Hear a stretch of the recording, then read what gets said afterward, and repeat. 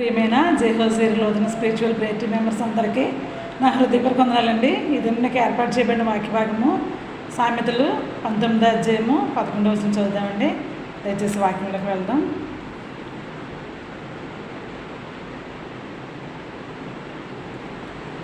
అతని బుద్ధి వానికి దీర్ఘశాంతమునిచ్చును, తప్పులు క్షమించుట అట్టి వానికి ఘనతనిచ్చును. చిన్న ప్రేయర్ చేసుకున్నాము. స్తోత్రం స్తోత్రం స్తోత్రం. పరిశుద్ధుడు పరిశుద్ధుడు పరిశుద్ధుడు సర్వభూలోకమును సృజించి దానిని నీతితోనూ న్యాయంతోనూ పరిపాలించుచు కొని ఆడపడుచున్న మా ఘనమైన యేసయ్య, మీ ఘనమైన పాదములకు లెక్కించిన వందనములు స్తోత్రములు చెల్లించుకుంటున్నాం తండ్రి.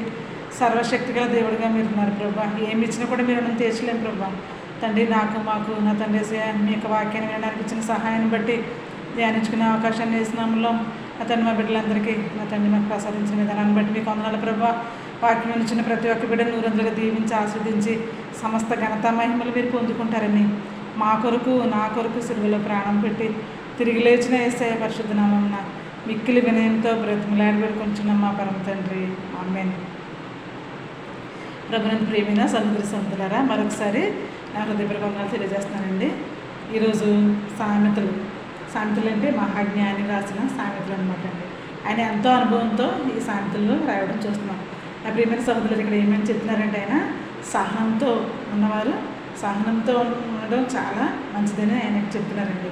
ఏమంటే సహనం చాలా మంచి లాభాన్ని మనకు కలగజేస్తుందండి. అందుకే ఇక్కడ జ్ఞాని అని సొలొమోను చెప్తున్నాడు. నా ప్రియమైన సహోదరులారా, సహనంతో ఉండడం చాలా మంచిదని చెప్తున్నాడు ఆయన. ఎందుకంటే సహనంతో ఉంటే మనకి సమస్తము మనకి సాధ్యమవుతుందండి. ఏమంటే నా ప్రియమైన సహోదరులారా, అందుకే సహనంతో ఎవరున్నారు, సహనాన్ని కలిగి ఉండి ఎవరు జయించారంటే దానికి సాదృశ్యంగా ఫస్ట్ ఎగ్జాంపుల్ మన ప్రభు అయిన యేసుక్రీస్తు వారేనండి. ఆ ప్రియమైన సహోదరులారా, యేసుప్రభు గారిని ఏమంటే శాస్త్రులు పరిసయ్యులు ఏమంటే ఈవెన్ సాతాను చాలా భయంకరంగా ఆయన్ని ఇబ్బంది పెట్టారండి. అయినప్పటికీ తన రక్షణ కార్యాన్ని ఆపు చేయలేని సాతాను పరిసయ్యులు శాస్త్రులు అక్కడ ఉన్న పెద్దలు అందరూ కూడా ఆ యొక్క యేసుప్రభు గారి యొక్క శిలువ విజయాన్ని వాళ్ళు అది నిరోధించాలని వాళ్ళు చాలా చక్కగా చాలా భయంకరంగా ప్రయత్నం చేశారు. కానీ యేసుప్రభు గారు ప్రతి విషయంలో కూడా ఆయన ఎంతో చాకచక్యంగా దేవునికి జ్ఞానం కలిగి అయినా అదంతా కూడా ఆయన జయించి సాతాన్ని జయించారు, లోకాన్ని జయించారండి, మరణాన్ని జయించారండి. ఆయన జయించి ఆయన సహనంతో ఆయన మనకి మాదిరిగా, మనకి సాదృశ్యంగా, మనకి దేవుడిగా, మనకి తండ్రిగా, ఏమంటే రాబోతున్న క్రీస్తుగా, ఏమంటే యేసుప్రభు గారు తండ్రి అయిన దేవుడి కుడి పార్శ్వమున కూర్చున్న గొప్ప కుమారునిగా ఆయన తన సహనం ద్వారానే ఇదంతా గెలుచుకున్నాడు. నా ప్రియమైన సహోదరులారా, సహనం ద్వారానే గెలుచుకున్నారు. అందుకే నా ప్రియమైన సహోదరులు ఇక్కడ 2వ తిమోతి రాసిన పత్రిక అపోస్తలుడైన పౌలు గారు రాశారండి. 2వ తిమోతి రాసిన పత్రిక 2వ అధ్యాయము 12వ వచనంలో ఉందండి ఈ మాట. సహనము కలవారు ఏలుదరంటండి. తండ్రితో కూడా, యేసుప్రభు గారితో కూడా మనం కూడా ఏళ్తామంట. ఏలటం అంటే ఏంటండి? పరిపాలన చేయడం అన్నమాట. నా ప్రియమైన సహోదరులారా, పరిపాలన చేయటం అంటే సహనం, ఎవరికైతే ఎక్కువ సహనం ఉందో వాళ్ళు పరిపాలన కూడా చేస్తారు అని దేవుడు చెప్తున్నాడండి. ఇక్కడ అపోస్తలుడైన పౌలు గారు చెప్తున్నాడు. అపోస్తలుడైన పౌలు గారు ఏం చెప్తున్నాడంటే, ఆయన ప్రతిదీ కూడా తండ్రి దగ్గర నుంచి విన్నాడండి. విని తన యేసుప్రభు గారి దగ్గర నుంచి విని నేర్చుకున్నాడు.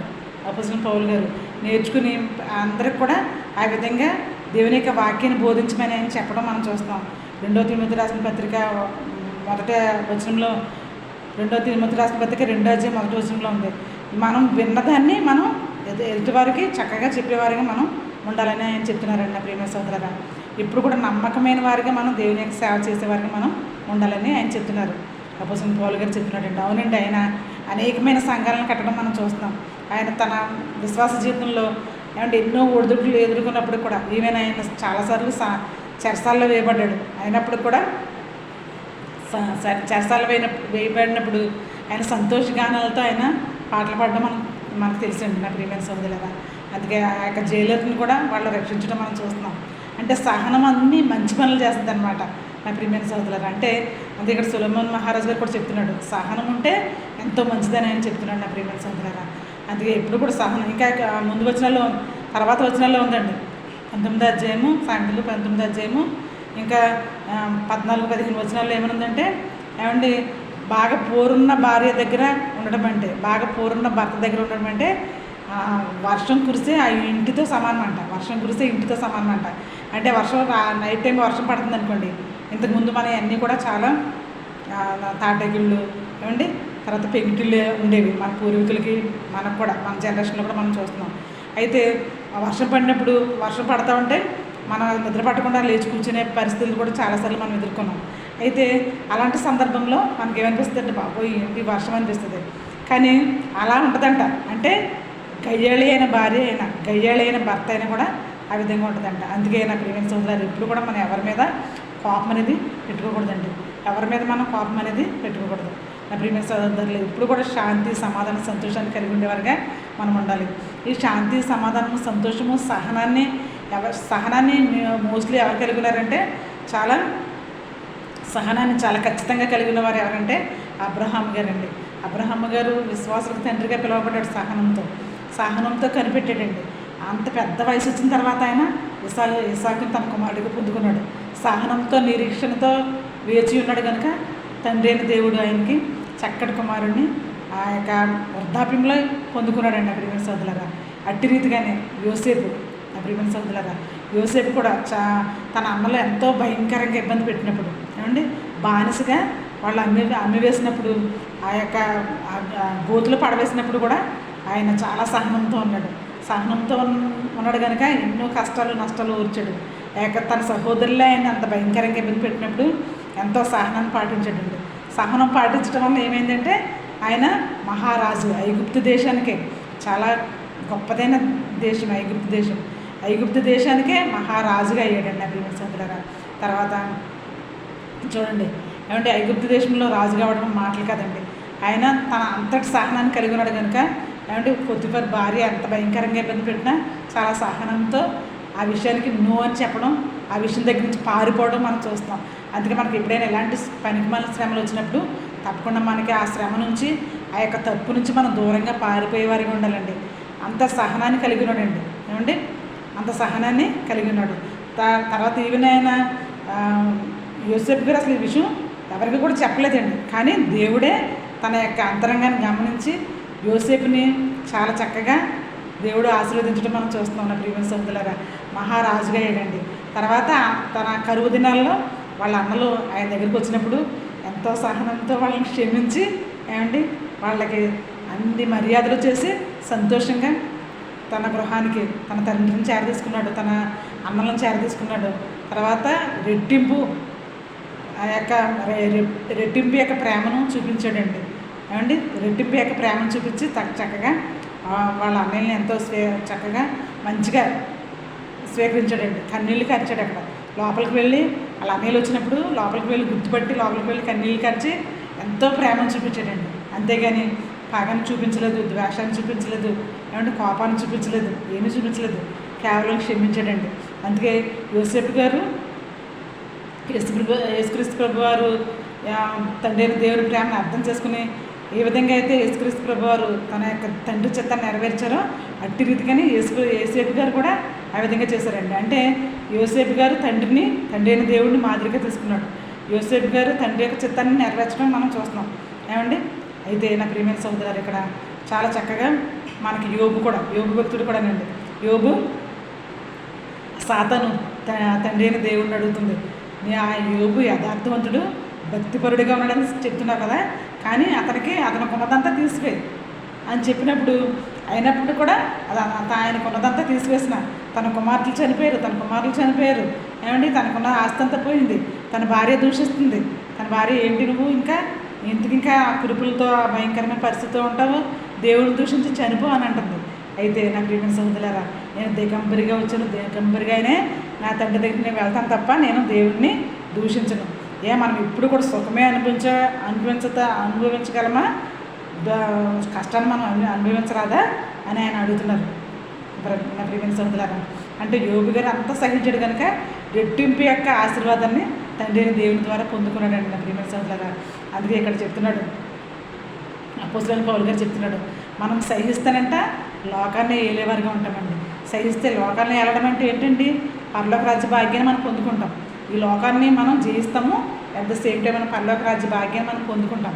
ఏమండి, ఈ లోకంలో మనం ఏ శ్రమ వచ్చినా, ఏ బాధ వచ్చినా, ఏ వ్యాధి వచ్చినా కూడా మనం సహించగలిగితే కనుక తప్పకుండా దేవుడు రెట్టింపు ఆశీర్వాదాన్ని మనకు దయచేసేవారుగా ఉన్నారండి. అందుకే ఇక్కడ కీర్తనకారుడు దావీదు మహారాజు గారు చెప్తున్నాడు, ఏమంటే అల్పీయ దావీదు కీర్తన 1వ అధ్యాయంలో, నేను సహనంతో కనిపెట్టుకున్నాను, సహనంతో నా తండ్రిని అడిగినప్పుడు ఆయన నాకు ఉత్తరం ఇచ్చాడు. ఏమంటే నా మొర ఆలకించాడు ఆయన. ఏమండి కీర్తనలు దావీదు గారు రాసిన కీర్తనలు 40వ అధ్యాయం 1వ వచనం, సహనంతో నేను కనిపెట్టుకున్నాను కనుక ఆయన నాకు సహనంతో నేను మొరపెట్టగా ఆయన నాకు ఉత్తరం ఇచ్చారు. నా ప్రియమైన సహోదరులారా, అందుకే నేను క్రొత్త కీర్తనలు పాడుతున్నానని ఆయన దావీదు మహారాజు గారు చెప్తున్నాడు. నా ప్రియమైన సహోదరులారా, ఎప్పుడు కూడా మన శ్రమ వచ్చిందని మనం దానికి భయంకరంగా మనం అసహనానికి గురి కాకూడదండి. ఎప్పుడు కూడా శాంతి, సమాధానం, సంతోషం అనేది మనకు ఉండాలి.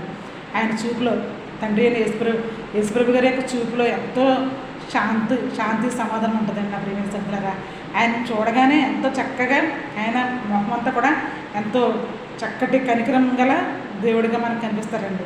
ఏమండి, నేను గొర్రెలకు మంచి కాపరిని, ఆ మంచి కాపరి నా గొర్రెల వరకు నేను నా ప్రాణాన్ని పెడతానని చెప్తున్నాడు ఆయన. అంటే నా ప్రియమైన సోదరులారా, ఆయన ఎంత మృదువైన స్వభావాన్ని కలిగి ఉంటారో చూడండి. ఎప్పుడు కూడా మనం కోపాన్ని కలిగి ఉండకూడదండి. నా ప్రియమైన సోదరులారా, అందుకే ఇక్కడ సొలొమోను మహారాజు చెప్తున్నాడు, ఎప్పుడు కూడా మనం కోపాన్ని కలిగి ఉండకూడదు. ఎప్పుడు కూడా మనం సహనంతో కనిపెట్టే వరకు మనం ఉండాలి, సహనాన్ని కలిగి ఉండే వరకు మనం ఉండాలని చెప్తున్నాను నా ప్రియమైన సోదరులారా. ఎప్పుడు శాంతి, సమాధానం, సంతోషాన్ని మనం ఎప్పుడు కలిగి ఉండేవారుగా మనం ఉండాలండి. అలా ఉన్నప్పుడు తప్పకుండా మనం ఏం చేస్తామంటే దేవుని యొక్క కృపను మనం పొందుకునేవారుగా ఉంటామండి.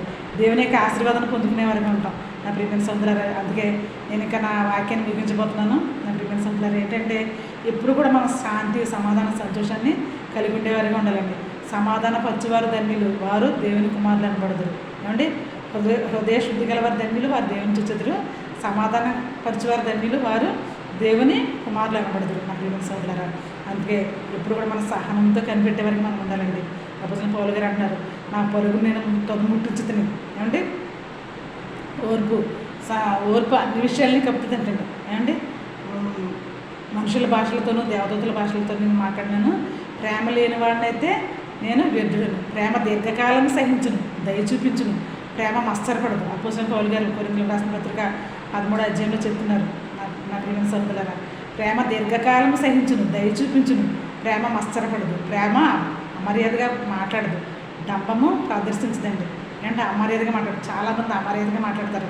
ఒకళ్ళని చూసి భర్త పట్ల భార్య అమర్యాదగా మాట్లాడతారు. కొన్నిసార్లు భార్య పట్ల భర్త అమర్యాదగా మాట్లాడతారు. ఏమంటే స్నేహితుల పట్ల స్నేహితులు అమర్యాదగా మాట్లాడతారు. ఏమంటే తోబుట్టువులు కూడా అమర్యాదగా మాట్లాడతారు, అసహనంగా మాట్లాడతారు. ఎంతో అస్తమాన గొడవలు, శోధనలు, ఇరుకులు, ఇబ్బందులు కలిగించుకుంటూ ఉంటారు. ఏమంటే ఆస్తి తగాదాలు, లేకపోతే ఏదో ప్రతి చిన్న విషయానికి గొడవ పడుతూ ఉంటారు. కానీ అవన్నీ కూడా మనం మానుకునే వరకు మనం ఉండాలండి. క్రీస్తు ప్రేమను మనం ధరించుకునే వరకు మనం ఉండాలండి. క్రీస్తు ప్రేమను ధరించుకున్నప్పుడు చూడండి, ఈవెన్ మోషే గారు అయితేనటండి 80 సంవత్సరాలు సహించాడంటండి. ఐగుప్తీయుల ప్రజలు, ఇశ్రాయేలు ప్రజలు పెట్టిన కష్టాలకి 80 సంవత్సరాలు భరించాడంట నా ప్రియమైన సోదరులారా. 80 సంవత్సరాలు భరించాడు కనుక తండ్రి అయిన దేవుడు మోషే గారిని అంటున్నాడు, మోషే, నీవు నా ఇల్లు అంతట్లోనూ నమ్మకమైన వాడువు. ఏమండి, నా ఇల్లు అంతట్లో కూడా నువ్వు నమ్మకమైన వాడు అని చెప్తున్నాడు నా ప్రియమైన సోదరులారా. ఎప్పుడు కూడా మనం శాంతి, సమాధానాన్ని, నమ్మకత్వాన్ని కలిగి ఉండే వరకు మనం ఉండాలండి. భర్త పట్ల భార్య పట్ల భర్త నమ్మకత్వాన్ని కలిగి ఉండే వరకు ఉండాలి. ఏమంటే సహోదర ప్రేమను కలిగి ఉండాలి. ఏమంటే అన్నల పట్ల, తోబుట్టువుల పట్ల, అన్న పట్ల చెల్లి పట్ల అన్న, అక్క పట్ల చెల్లి పట్ల అక్క, చాలా ప్రేమను, ఆప్యాయతను, గౌరవాన్ని కలిగి ఉండే వరకు మనం ఉండాలండి. ఏమంటే ఎప్పుడు కూడా మన యొక్క స్నేహితులు, మన యొక్క సహోదరులు మనం ఇక్కడ మత్తయి సువార్త 6వ అధ్యాయంలో ఉందండి, మన సహోదరుని వ్యర్థుడు అని చెప్పకూడదంట, మహాసభకు లోనవుతారంట. ఏమంటే మన సహోదరుని వ్యర్థుడు అని మనం చెప్పకూడదంట.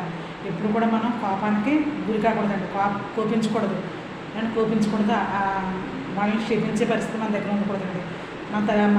మన యొక్క సహోదరుల్ని, మన యొక్క సహోదరురాలని, మన యొక్క భర్తలను, మన యొక్క భార్యలను, ఎప్పుడు కూడా భర్త అయితే భార్యని, భార్య అయితే భర్తని ఎప్పుడు కూడా మనం దూషించే వరకు ఉండకూడదండి. ఏమండి, శపించే వరకు ఉండకూడదు.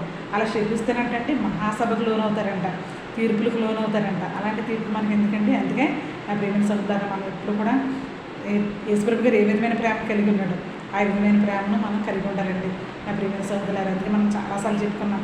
ఏమండి, దేవుడు, తండ్రి అయిన దేవుడు లోకం ఎంతో ప్రేమించింది కనుక ఆయన అద్వితీయ కుమారునిగా పుట్టినవాని ఎందుకు విశ్వాసం ఉంచు ప్రతివాడు నశింపక నిత్య జీవం పొందినట్లు ఆయనను అనుగ్రహించాను. అందుకే మనం ఇప్పుడు కూడా యేసుక్రీస్తు ప్రభు ఉంది మనం నమ్మిక ఉంచుదామండి, విశ్వాసం ఉంచుతాం, సహనంతో మన భక్తిని కొనసాగిద్దామండి. లోకంలో ఎన్నో శ్రమలు వస్తాయి, మనం జోబు చేసే ప్లేస్లో అయినా కావచ్చు, మనకి ఇరుగు పొరుగు వారితో అయినా కావచ్చు. ఏమండి మనం ఏ ఏ పరిస్థితిలో ఉన్నప్పుడు కూడా చాలాసార్లు మనకి అసహనానికి గురయ్యే పరిస్థితులు మన దగ్గరికి వస్తాయండి. కానీ మనం ప్రార్థనతో అది జయించే వరకు ఉండాలండి.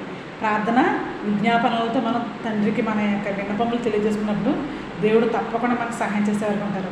అందుకే ఇక్కడ దావీదు మహారాజుకు చెప్తున్నారు కదా 40వ అధ్యాయంలో కీర్తనలు 40వ అధ్యాయంలో 1వ వచనంలో, నేను సహనముతో యెహోవాకు మొరపెట్టాను, ఆయన నా మొర ఆలకించాడు అని చెప్తున్నాడు. అందుకే నా నోటి నిండా నవ్వు ఉందని చెప్తున్నాడు.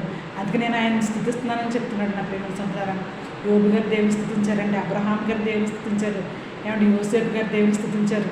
నా ప్రేమ సంతానం ఏమంటే ఇస్సాకు దేవుని స్తుతించాడండి. అబ్రహాం, ఇస్సాకు, యాకోబు చూడండి. యాకోబుకి అయితే చూడండి అసలు వాక్యం చాలా బైబిల్ చెప్పుకోవాలంటే చాలా మనకి గంటలకు సరిపోదండి. ఏమంటే నాకు ప్రేమ సంతానం యాకోబు గారు చూడండి ఎంతో సహనంతో కనిపెట్టాడు కనుక ఇశ్రాయేలు అని పేరు పొందుకున్నాడు. ఎంతో సహనంతో కనిపెట్టాడు కనుక ఇశ్రాయేలు అని పేరు పొందుకున్నాడు. నా ప్రియమైన సోదరులారా, అందుకే మనం ఏదైనా కావాలంటే కనుక ఎప్పుడు కూడా సహనంతో కనిపెట్టి తండ్రి అయిన దేవుడు మనం అడిగే వరకు ఉండాలండి. అప్పుడు తండ్రి అయిన దేవుడు మనల్ని బాలా నమ్మకమైన మంచి దాసుడు అని పిలిచే యొక్క పిలుపుని మనం పొందుకుంటామండి. నా ప్రియమైన సోదరులారా, అందుకే ఇక్కడ ఎవరు సామెతలు ఆయన జ్ఞాని సొలొమోను చెప్తున్నాడు. ఏమంటే జ్ఞాని సొలొమోను ఏం చెప్తున్నాడు చూడండి. మరొకసారి ఆ వాక్యాన్ని మనం ధ్యానించుకుందాం. ఒకసారి చూడండి అమ్మ. 19 సామెతలు 19:11 వచనం. ఒకని సుబుద్ధి వానికి దీర్ఘశాంతమునిచ్చును, తప్పులు క్షమించుట అట్టి వానికి ఘనతనిచ్చును. ఏమండి తప్పులు క్షమించడం ఒకని సుబుద్ధి. మనం ఇప్పుడు కూడా మంచి బుద్ధిని కలిగి ఉంటే కనుక మనకి ఇప్పుడు కూడా చాలా చక్కగా ఉంటుందని చెప్తున్నాడండి ఇక్కడ. మనం ఇప్పుడు కూడా సుబుద్ధిని కలిగి ఉండే వరకు మనం ఉండాలి. మంచి బుద్ధి మనకి మంచి పనులు చేస్తుందండి. ఇప్పుడు కూడా మన చెడ్డ బుద్ధిని మన దగ్గరికి మనం చేరనేకూడదు. ఇప్పుడు కూడా మంచి బుద్ధిని మనం కలిగి ఉండే వరకు మనం ఉండాలండి.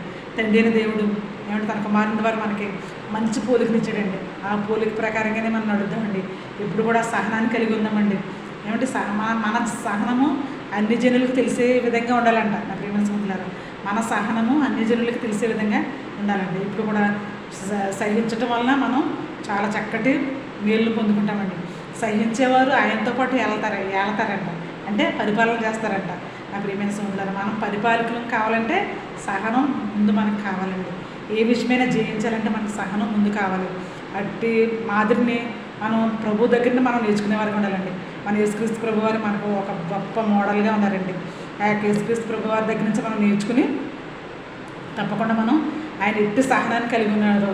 ఆయన ఎంత భయంకరమైన ఇబ్బందులు, శాస్త్రులు, పరిసయ్యులు ఏమండి వీళ్ళందరూ ఎంత భయంకరంగా ఇబ్బంది పెట్టినా కూడా ఆయన సహనాన్ని కోల్పోలేదండి. ఏమంటే తండ్రి యొక్క చిత్తాన్ని ఆయన నెరవేర్చి ఆయన తండ్రితో ప్రశంసింపబడ్డారు. ఏ విధంగా ఆయన ఈయన నా ప్రియకుమారుడు, ఈయన ఎంత నేను ఆనందించున్నాను అని చెప్పారు తండ్రి అయిన దేవుడు. అలాంటి మంచి సర్టిఫికెట్ మనం కూడా ఈరోజు పొందుకున్నామండి. నా ప్రియమైన సోదరులారా, సహనంతో తండ్రి అయిన దేవుడికి మనం ప్రార్థించేద్దాం. మన యొక్క బిడ్డల కొరకు, మన యొక్క బంధువుల కొరకు, మన యొక్క రక్త సంబంధికుల కొరకు, మన భర్త కొరకు, ఏమండి తప్పకుండా మన యొక్క గృహం కొరకు, మన గృహ యజమానుల కొరకు, మన భార్య అయితే భర్త కొరకు ప్రార్థన చేసేవారికి ఉండాలి, భర్త అయితే భార్య కొరకు ప్రార్థన చేసేవారికి ఉండాలి, బిడ్డలు కూడా తల్లిదండ్రుల కొరకు ప్రార్థన చేసేవారికి ఉండాలి. ఈ విధమైన ప్రార్థన జీవితం మనం కలిగి ఉంటూ సహనముతో దావీదు మహారాజు ప్రార్థన చేసి పొందుకున్నాడండి ఆయన. నా ప్రియమైన సోదరులారా, అట్టి సహనాన్ని మనం కూడా ఈరోజు కలిగి ఉండేలాగా పరిశుద్ధాత్మ దేవుడు మనల్ని దీవించి ఆశీర్వదించాలని ప్రభు పేరట దేవునికి వందనాలు తెలియజేస్తున్నాను. వాక్యం విన్న మీ అందరినీ కూడా దేవుడు బహుగా దీవించి ఆశీర్వదించిన గాక. అందరూ తలలు వంచండి, ప్రేయర్ చేసుకుందాం.